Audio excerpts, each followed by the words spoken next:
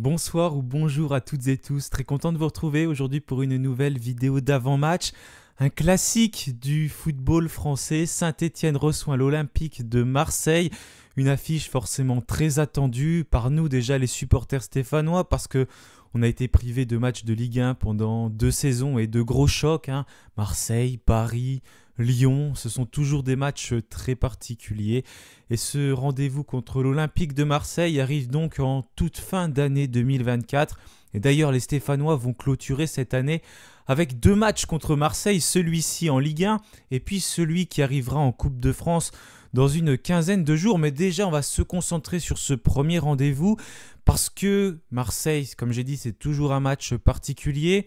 Aujourd'hui, on le voit, il y a quand même une vraie différence entre Saint-Étienne et Marseille. Marseille, deuxième de Ligue 1, une équipe qui performe à l'extérieur et qui est tout simplement la meilleure de ce championnat, loin de ses terres. Et une équipe stéphanoise beaucoup plus en difficulté, qui remonte en Ligue 1. Une équipe qui s'incline quasiment tout le temps à l'extérieur, seulement un point pris, c'était contre Nantes. Sinon, sur les 13 qu'on a pris, les 12 étaient dans le chaudron. Mais quand même, ce point positif, c'est que pour l'instant, le chaudron est d'autant plus quand il y a des supporters, les deux copes notamment, parce que depuis qu'ils sont revenus, on ne s'est incliné que contre le Racing Club de Lens. C'est là qu'on y arrive le mieux et qu'on performe le plus. Il faut bien être conscient, bien sûr, du réel écart de niveau qu'il existe entre ces deux formations, mais sur une rencontre, tout peut arriver et il faut y croire contre ces Marseillais. Essayer d'aller chercher un résultat, en tout cas, ces Verts-là doivent se faire pardonner, même si ça va être très compliqué de se faire pardonner parce que on n'oubliera pas ce match contre Rennes déjà perdu 5-0 et tout ce qui s'est passé avant, 30 buts encaissés depuis le début de la saison, c'est énorme. Marseille a marqué 29 buts, pour comparer, c'est à peu près pareil si on prend les buts marqués par Marseille et les buts encaissés par Saint-Étienne. Deux dynamiques opposées, avec une équipe très forte au niveau de l'attaque, une équipe très faible au niveau de la défense. Mais ça, on va y revenir tout de suite dans cet avant-match. Juste avant de commencer, n'oubliez pas de vous abonner, de liker la vidéo. Et nous, on se retrouve juste après le générique.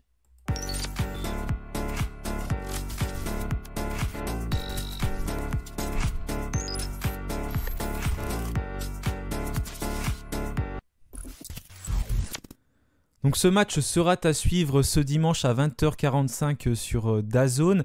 Aujourd'hui, donc ce vendredi, Olivier Dalloglio était en conférence de presse. On a souvent l'habitude de le voir le jeudi parce que d'habitude, on évolue plutôt le samedi sur les pelouses de Ligue 1. Cette fois-ci, ce sera le dimanche à 20h45. Donc c'est une grosse affiche de ce championnat en tout cas. Malheureusement, il n'y a pas eu de bonnes nouvelles d'annoncer par Dalloglio. Le sourire que j'ai, il va vite partir quand je vais annoncer malheureusement ses absences parce qu'on a une nouvelle fois Ibrahima Ouadji qui est blessé. Nouvelle rechute pour l'avant-centre de l'AS Saint-Étienne qui ne s'en sort plus depuis 1 an et demi, qui n'y arrive pas encore une fois à l'entraînement. Il rechute très souvent à l'entraînement. Je crois que c'est au niveau de la cuisse encore, derrière le genou, la cuisse. Donc à surveiller, mais absent contre Marseille, c'est sûr. Donc pas disponible, tout comme Aymen Mouefek, le milieu de terrain qui a pris une grosse béquille apparemment contre le Stade Rennais. Et puis Masson qui était revenu, puis est reparti. Son genou lui faisait mal, il s'était fait mal lors de la 3e journée de Ligue 1 contre le Stade Brestois. Et finalement il a été retouché au genou, il s'est fait opérer hier, donc ce jeudi, et il devrait être très éloigné des terrains encore pendant quelques semaines. Comme l'avait précisé l'équipe il y a pas si longtemps que ça dans un article. C'était en début de semaine, je crois. Et puis on a un absent, c'est Mathieu Cafarou, il ne l'a pas évoqué. Suspendu pour ce match parce que Cafarou il a pris son carton rouge contre Rennes la semaine passée. Et puis la commission de discipline a décidé même de le suspendre pendant 2 rencontres. Il va aussi manquer le déplacement du côté de Toulouse la semaine prochaine. Donc Dalloglio va devoir composer avec un groupe encore une fois réduit, encore plus réduit que d'habitude. Il y aura peut-être des surprises dans le 11 de départ, j'en ai mis une notamment en attaque, on y reviendra bien évidemment en toute fin de vidéo. Donc je vous fais le point global sur les absences, ça fait beaucoup de joueurs, mais parce que je mets tous les joueurs stéphanois qui sont absents et qui font partie de l'effectif professionnel. Contrairement aux équipes qu'on affronte, donc en l'occurrence Marseille, vous allez voir, il n'y a pas grand monde de marqué, tout simplement parce que je mets que les absents récents. Je ne m'amuse pas à aller chercher 2, 3, 4 mois en arrière parce que ça sert à rien. C'est des joueurs qui n'étaient pas là lors des dernières rencontres et pour nous, pour se baser sur la dynamique, on n'a pas besoin de ces joueurs-là parce que ça rajoute juste de la quantité par rapport aux joueurs qui jouent réellement. Alors qu'à Saint-Etienne, on aime bien savoir quand même dans notre équipe quels joueurs ne sont pas là. Ça permet de faire un peu le point sur ceux que l'on ne voit pas depuis quand même plusieurs mois. Je pense à Anthony Briançon ou à Thomas Monconduit. Ça fait des semaines qu'on nous dit qu'ils vont revenir, qu'ils sont en reprise. Pour l'instant, ces 2 joueurs ne devraient pas être dans le groupe. Puis on a des absents aussi de longue date comme Ben Hold, ça va encore durer plusieurs semaines, peut-être même quelques mois. Et puis donc Masson, et puis Mouefek, Boakier, touché toujours au niveau musculaire, qui ne sera pas présent lors de ce match non plus. Sadaloglio l'a aussi abordé en conférence de presse. Voilà, il a fait un peu le point sur ses absents. D'ailleurs, il a évoqué qu'il va peut-être falloir se pencher sur le recrutement en évoquant sa liste au Père Noël, que ce sera un petit peu urgent. Donc on est tous bien conscients bien évidemment que le mercato va devoir être très très important en termes de quantité de joueurs, mais surtout en termes de qualité, parce que pour l'instant cette équipe stéphanoise, cet effectif semble assez faible pour la Ligue 1, manque d'expérience autour. Bien évidemment, comme j'ai rappelé dans la vidéo de la semaine dernière, de début de semaine, pardon, le but c'est que petit à petit cet effectif arrive à aussi prendre de l'expérience, à connaître ce championnat de Ligue 1. Et pour ça, il faut être très entouré pour que la qualité de ces joueurs-là, elle soit mise en avant et utilisée, parce que c'est très compliqué, bien sûr, de se démarquer quand on ne connaît pas un championnat et quand tous les joueurs sont dans ce cas-là. Et puis, globalement, si on regarde le 11 de départ, il n'a pas forcément beaucoup changé par rapport à l'année dernière. Donc, il y a de l'expérience Ligue 2, mais très, très peu d'expérience Ligue 1. Donc ça, c'est forcément quelque chose à noter. Voilà en tout cas pour les absents stéphanois. Regardez, je vous mets les absents marseillais. Des Herbiers était en conférence de presse. J'ai aussi écouté sa conférence de presse qui s'est tenue à peu près en même temps que Dalloglio. Donc on a Lirola, il n'en a pas parlé, mais ça c'est ce que j'ai trouvé en consultant la presse. Touche au niveau des ischio-jambiers, un certain en tout cas. Pas d'absence réelle du côté de Marseille d'affirmer, mais touche au niveau des ischio-jambiers, je crois qu'il était déjà absent la semaine dernière. Il pourrait revenir la semaine prochaine, donc théoriquement manquer ce match contre Saint-Etienne. Et puis il a évoqué 2 joueurs de Zerbi, Rongier et Henrique, qui ont loupé un peu la séance de ce matin, je crois. Donc ça ne veut pas dire forcément qu'ils ne vont pas être là pour le match, mais c'est des choix qu'il a fait. Mais de toute façon, apparemment, c'est un peu bizarre avec des Zerbi, d'après ce que j'ai pu lire. Il y a des joueurs des fois qui sont à l'entraînement, des fois qui n'y sont pas. Il fait un peu des choix de temps en temps. C'est un peu une méthode particulière qui, pour l'instant en tout cas, porte ses fruits pour les Marseillais. Mais il y a d'autres absents. Si on regarde du côté de Marseille, là j'ai un peu sous les yeux, il y a une dizaine d'absents aussi. Mais je ne vous mets pas ceux qui sont touchés au niveau des ligaments croisés ou qui sont hors du groupe depuis la première journée ou la 5e journée, parce que c'est beaucoup trop loin. Et il n'y a pas d'intérêt pour, comme j'ai dit tout à l'heure, évaluer l'équipe que l'on affronte, parce que ces joueurs-là n'étaient déjà pas présents il y a 2-3 journées. Donc il n'y a pas vraiment d'incidence, on va dire, actuelle pour les Marseillais, même si c'est des joueurs qui auraient pu être importants cette saison, mais ils font déjà 100 depuis pas mal de rencontres. Voilà en tout cas pour ces absences marseillaises. Je vous mets aussi, comme d'habitude, les joueurs stéphanois qui sont sous la menace d'une suspension, parce que ça c'est quelque chose qui est important aussi à prendre en compte. Pierre Ecoua, il lui reste une rencontre, donc celle contre Marseille, Amougou 2, Larsonneur 2 matchs, Nadé 3, mais il est blessé. Peut-être qu'il va d'ailleurs faire tous ses matchs en étant blessé, j'espère pas. Et Léo Petro, 3 matchs également pour le défenseur stéphanois. Il va falloir avoir un œil sur ces joueurs. Mais je crois que si jamais ils prennent un carton, si je dis pas de bêtises, ils vont manquer le match de Coupe de France justement contre Marseille. Ça doit être ça. Donc la Coupe de France, on sait que c'est pas la priorité de Saint-Etienne cette année. Mais on est à Geoffroy Guichard contre Marseille, on va quand même essayer de performer, j'espère, et de ne pas se prendre une tôle à la maison. En tout cas, déjà, on va se concentrer sur ce match de Ligue 1 qui est tout de même important, parce que bien évidemment, les supporters stéphanois attendent avec impatience. Nous, je te dis les supporters, j'englobe tout le monde, moi aussi. On attend avec impatience, bien évidemment, cette rencontre qui arrive. Une réaction des joueurs, les ultras, je crois les Magic Fans ont déposé une banderole devant l'Etra en début de semaine également pour dire aux joueurs qu'il fallait se bouger, qu'ils attendaient forcément des actes. On imagine que dans le chaudron, ils vont être derrière les joueurs bien évidemment, mais qu'il ne va pas falloir se moquer d'eux, se moquer de nous une nouvelle fois lors de ce match face à l'Olympique de Marseille et défendre les valeurs stéphanoises. Une défaite peut bien évidemment arriver, mais on veut voir une équipe stéphanoise combattante et conquérante qui a envie de s'arracher et qui ne va pas se liquéfier après un fait de jeu, comme c'était le cas contre Rennes ou quand Cafaro a pris son carton rouge. On a sorti des Stéphanois qui ont totalement lâché mentalement. Quelque chose qu'il va forcément falloir travailler par la suite quand on regarde d'autres équipes. Quand ils prennent un carton rouge, des fois, ça les galvanise. On se souvient d'ailleurs du match contre Bordeaux de l'année dernière. On prend ce carton rouge, Nadé, et après, on va chercher cette victoire avec Cardona qui a été héroïque. Mais voilà, c'était différent par rapport au match contre Rennes ou tant d'autres, malheureusement, qu'on a vus depuis le début de la saison. On va faire le point sur cette équipe marseillaise. Donc des Herbis a l'habitude de jouer dans un système en 4-2-3-1 ou 3-4-3, notamment sur les 2 derniers matchs. En début de saison, il était plus sur le 4-2-3-1, mais depuis le match contre Lens, il a un petit peu changé de système, donc ce sera surveillé contre nous. Est-ce que c'était par rapport aux adversaires, Lens et Monaco, qui sont quand même de gros adversaires, ou est-ce que c'était parce qu'il avait envie de changer?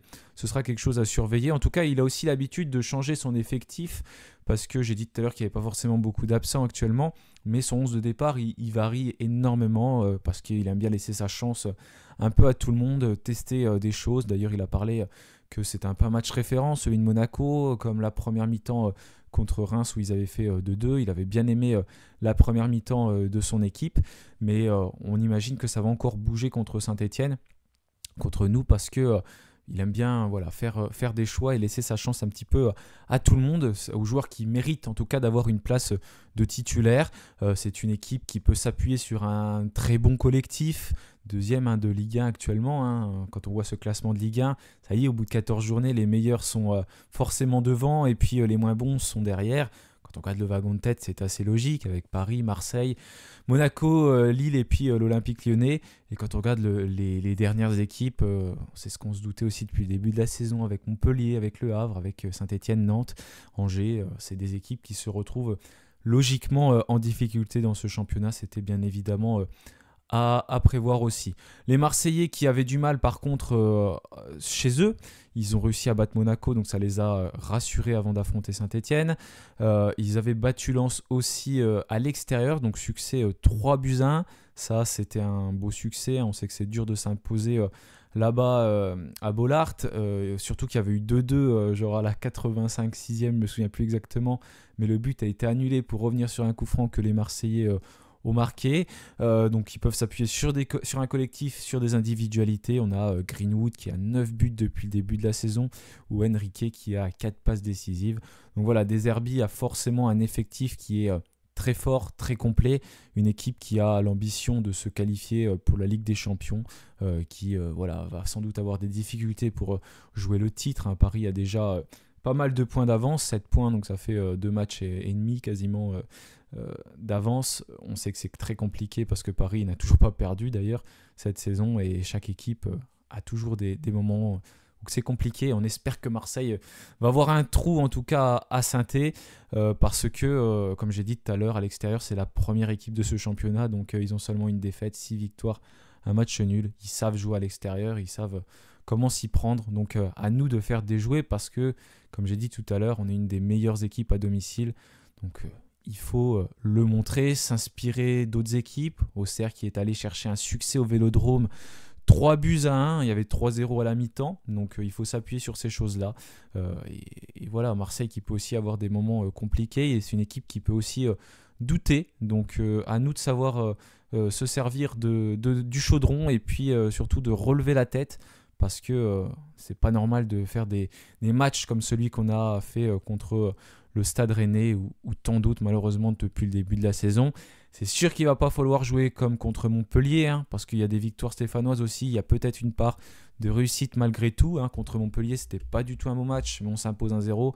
Contre Marseille, bien évidemment, ces erreurs-là, elles ne vont pas être pardonnées. Il va falloir être premièrement compact et solide défensivement, et forcément bien exploiter les contres. Marseille, c'est pas une équipe non plus qui est si sereine que ça défensivement, hein. C'est 7ème défense de Ligue 1, parce qu'on sait quand une équipe a une bonne attaque, elle a aussi souvent tendance à s'exposer en défense. Bon, quand on est le PSG, c'est différent parce qu'il y a vraiment des joueurs très très forts. Marseille, c'est un peu le cas aussi, mais moins quand même que Paris, même s'il y a des joueurs comme Rabiot, comme Greenwood, hein, qui ont des niveaux internationaux et tant d'autres. Mais voilà, en tout cas, il va falloir chaque occasion, chaque contre, réussir à bien les négocier. Et on sait aussi qu'on peut faire notre jeu et mettre en danger les équipes adverses. Je pense à la deuxième mi-temps contre Lyon. On n'a pas été tueur devant le but, mais on a réussi à les mettre à mal. Il faut s'inspirer de ces choses-là parce que cette équipe stéphanoise, elle est capable de faire de très bons matchs comme des matchs qui sont catastrophiques. Ça, on le sait. Et aujourd'hui, il va falloir changer de visage et montrer un visage beaucoup plus conquérant, comme je l'ai dit, face à cette équipe marseillaise. Sinon, bien évidemment, les Marseillais ne vont pas se faire prier et puis vont réussir à aller chercher un succès du côté de Geoffroy Guichard. C'est tout ce qu'ils attendent. Donc, à nous d'être très très solides parce que eux ils savent que derrière aussi ça chauffe et qu'ils ont battu Monaco, mais Monaco bien sûr ne va pas se laisser faire et va essayer de repasser devant l'Olympique de Marseille. Si on repasse sur nous, donc j'ai un petit peu changé, hein, on est en 4-3-3 mais maintenant plus dans un système un peu en 5-2-3 avec Ekwa qui est dans ce rôle de 5,5 entre défenseur central et milieu de terrain défensif. Avec Abdelhamid, il est même vraiment en tant que défenseur central et très en retrait. Voilà la dernière composition stéphanoise que je vous affiche à l'écran. Les derniers résultats avec malheureusement cette défaite contre Rennes que je suis obligé d'afficher, hein, avec un scénario catastrophique. Il faut se souvenir aussi quand même qu'on avait fait des matchs pas trop mal entre Strasbourg et Lyon, même si Montpellier, on a gagné après. Comme j'ai dit tout à l'heure, c'était pas si bon que ça, mais c'était une victoire quand même. Il faut réussir à repartir de l'avant, changer quelque chose mentalement. Je ne sais pas s'il y a un préparateur mental vraiment du côté de Saint-Etienne, mais on sait que c'est très très important et ça pourrait être une bonne chose d'avoir vraiment des séances pour comprendre, parce que ça fait quand même toute une rencontre, hein, d'être concentré, de ne pas décrocher, hein. La moindre erreur, on la paye cash. Regardez par exemple l'Arseneur qui s'était excité un peu contre Lyon là, quand les supporters lyonnais l'ont provoqué. Il prend le but derrière. Heureusement qu'il a été refusé, même si on s'incline derrière, mais voilà, on voit que ça a de lourdes conséquences tout de suite. Et puis il y a plein de petits scénarios comme ça qu'on peut reprendre bien évidemment quand on voit ce que Saint-Etienne fait. Et il faut les corriger, les gommer et être concentré pendant plus de 90 minutes, en tout cas la totalité d'une rencontre. Être dans sa bulle, être conquérant, aller au duel. Ce sera important d'aller au duel, d'aller sur l'adversaire, ne pas avoir peur, de mettre les coups. Voilà, il faut être plus méchant que l'adversaire pour aussi réussir à s'imposer physiquement, parce qu'on sait que les Marseillais, bien évidemment, nous sont supérieurs sur le plan technique.